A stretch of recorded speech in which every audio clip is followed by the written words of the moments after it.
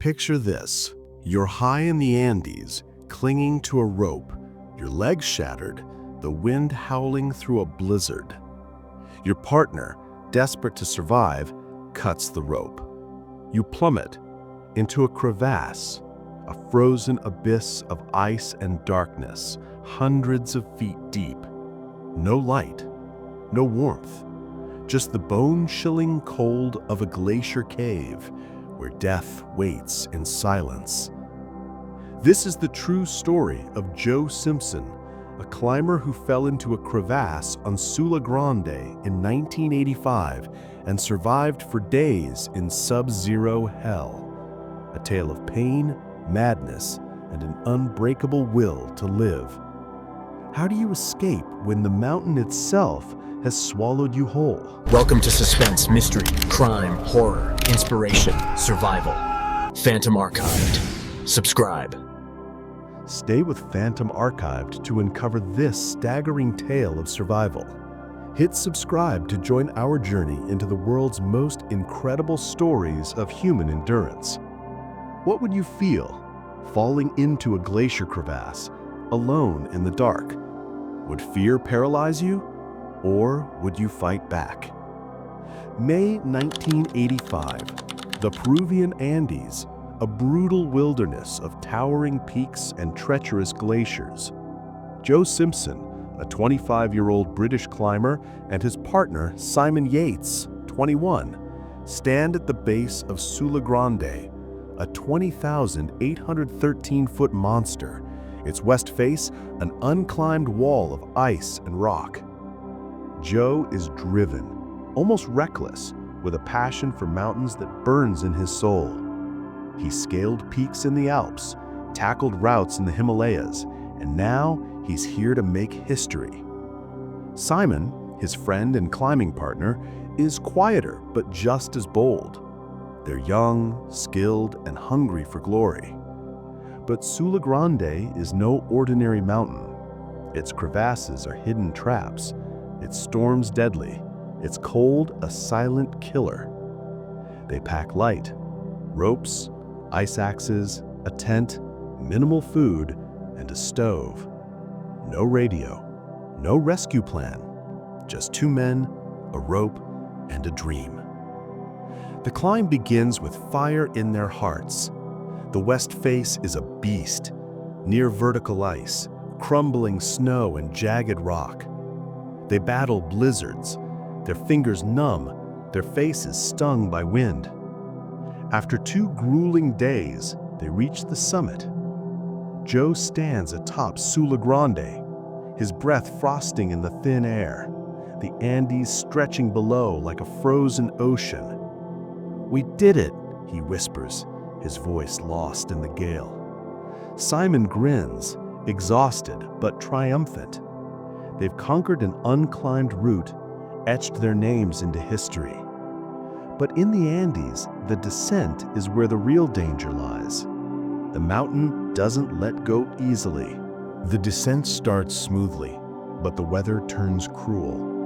A storm rolls in, snow blinding them, wind screaming. Joe and Simon rope together, moving slowly down the icy slopes. Then, disaster. Joe missteps on a patch of ice, his leg buckling beneath him. The bone snaps, a compound fracture, the tibia and fibula shattering, piercing through muscle. Pain explodes, unbearable, like a white-hot blade. He collapses, screaming, clutching his leg. Blood soaks his climbing pants, freezing in the cold. Simon reaches him, his face pale. They're miles from help, high on a killer mountain, with a storm closing in. Simon makes a desperate choice. He lowers Joe down the mountain, rope by rope, in a grueling, inch-by-inch descent. The process is torturous. Simon anchors himself in the snow, lowering Joe 300 feet at a time. The storm worsens, visibility dropping to 0. Joe dangles, his broken leg useless, pain searing with every jolt. They're fighting time, cold, and the mountain. Then, a catastrophe. Joe slides over an overhang, dangling above a crevasse, a gaping chasm of ice. The rope jams, and Simon, freezing and exhausted, can't hold on forever. His hands slip, his body weakening. With no other choice, Simon pulls his knife. He cuts the rope. Joe falls, plummeting into the darkness of the crevasse, swallowed by the glacier. What would you do if cutting a rope meant saving yourself, but dooming your friend? Could you live with that choice? Tell us in the comments and subscribe to Phantom Archived for more stories of impossible decisions. The fall is a nightmare. Joe drops 100 feet, crashing onto a snow bridge inside the crevasse. The impact jars his broken leg, sending waves of agony through him. He lies there, gasping, his headlamp casting weak light on walls of blue ice, smooth and sheer, like a cathedral of death. The crevasse is a frozen tomb, a labyrinth of ice and snow, its depths lost in blackness. The temperature is -30 degrees Celsius, the cold biting through his climbing gear. His leg is a wreck, the bone protruding, blood frozen in streaks. Above, Simon believes he's dead. Joe screams for help, his voice echoing, unanswered. He's alone, trapped in a glacier cave where no one has ever survived.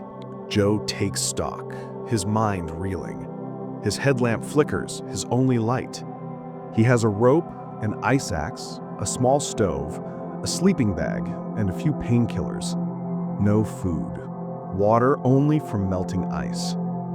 His leg is useless, infection already creeping in. He knows he can't climb out the way he fell. The walls are overhanging, impossible. In a desperate gamble, he decides to descend deeper into the crevasse, hoping for an exit at the bottom. He ties his rope, lowers himself with his good leg, each move a stab of pain. His breath frosts the air, his hands tremble. "I'm not dying here," he mutters, but the mountain seems to laugh. The descent is hell. Joe slides down icy slopes, his broken leg dragging, scraping against jagged walls. He falls again, landing on another snow bridge, the impact nearly blacking him out. The crevasse narrows, a claustrophobic tunnel of ice. He crawls, inch by inch, his headlamp dimming. The cold is a vice, numbing his fingers, slowing his heart. Hallucinations creep in, voices in the ice, shadows dancing. He sees his childhood, his mother's face, the mountains he loves. "Keep going," he whispers, clinging to sanity. He melts ice for water, swallows painkillers, but they barely dull the agony. The crevasse is a monster, its silence deafening, its walls closing in. Day 2. Joe reaches the crevasse's bottom, a cavern of ice faintly lit by cracks above. His leg is swollen, festering, the pain a constant scream. He's starving, dehydrated, his body failing. He rigs his rope, hauling himself up the other side, using his ice axe and good leg. Every pull is torture, his arms shaking, his breath ragged. He climbs 150 feet, collapsing on a narrow ledge. Night falls, the cold deepening to -35 degrees Celsius. He huddles in his sleeping bag, his headlamp flickering out. Delirium sets in. He hears music, sees ghosts. "Simon," he whispers, picturing his friend, guilt and hope warring in his mind. Day 3. Joe's body is breaking. Fever grips him, his leg a mass of pain and infection. He crawls through a tight passage, ice scraping his skin raw. Then, a miracle. A crack in the crevasse wall, sunlight streaming through. He squeezes out, emerging onto the glacier's surface. The sun blinds him, the air burns his lungs. He's free, but still lost, miles from base camp, on a glacier riddled with crevasses. His leg is useless, his strength gone. He fashions a splint from his ice axe, hopping on one leg, dragging the other. Each step is agony, the glacier a maze of hidden drops. Joe's mind fractures. He hears voices urging him to lie down, to give up. But he thinks of Simon, of their friendship, of the life waiting in England. "I'm not dying," he growls, his voice hoarse. He drinks from icy streams, eats snow, pushes forward. The glacier stretches endlessly, snow hiding deadly crevasses. He falls again, catching himself on a rope, his body screaming. Day 4. He's crawled 5 miles, his leg a swollen horror. Delirium paints the sky with colors, music echoing in his head. A pop song, Brown Girl in the Ring, looping endlessly. But he keeps moving, driven by a stubborn spark. Could you crawl miles with a broken leg, fighting madness in the cold? What would keep you going? Tell us in the comments, and subscribe to Phantom Archived for more stories of unbreakable will. Day 5. Joe nears the base camp, his body a wreck, emaciated, frostbitten, barely human. Simon is there, packing to leave, haunted by guilt for cutting the rope. Joe croaks, "Simon?" Simon turns, his face frozen in shock. Joe is a ghost, skeletal, caked in ice, alive. They embrace, tears freezing on their cheeks. Simon helps Joe to the tent, giving him water, food. Rescue comes. A helicopter airlifts Joe to a hospital in Lima. Doctors are stunned. A 100-foot fall, days in a crevasse, a crawl across a glacier with a shattered leg. Joe should be dead, but he's not. In the hospital, Joe fights for his leg. Surgeons save it, piecing the bone together through multiple operations. His recovery is long, painful, haunted by nightmares of the crevasse. He writes Touching the Void, a raw, honest book that becomes a bestseller, inspiring climbers and dreamers worldwide. Simon and Joe remain friends, their bond forged in ice and guilt. The Andes didn't break them, it made them stronger. Joe returns to climbing, proving the mountain couldn't steal his spirit. How would you change after surviving a glacier cave? Would it redefine who you are? Share your thoughts in the comments and hit subscribe to Phantom Archived to join our community of storytellers. Siula Grande is a legend in climbing history, a peak that tests the limits of human endurance. The Andes are a crucible. Crevices, avalanches, and storms claim lives every year. Joe Simpson's survival in 1985 is a miracle, a story etched into mountaineering lore alongside tales like Maurice Herzog's Annapurna Ascent. Touching the Void reshaped how we see survival, showing the raw power of will against nature's wrath.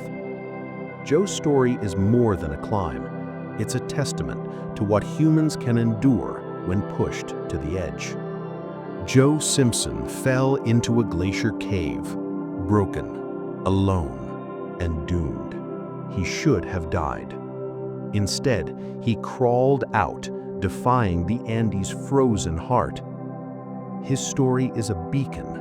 No matter how deep the darkness, the human spirit can rise. What would you do trapped in a glacier's grip? Would you find the strength to survive? Joe did, and his miracle lives on. Joe Simpson's story reminds us the mountains test us, but they also reveal who we are. His crawl from the crevasse is a light in the dark, a proof of resilience.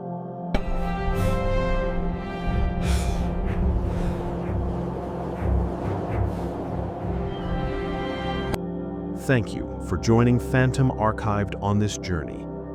If Joe's miracle moved you, give this video a like, share it with a friend, and subscribe to never miss a story. We're here to tell the tales that matter, stories of survival, courage, and hope. See you in the next one.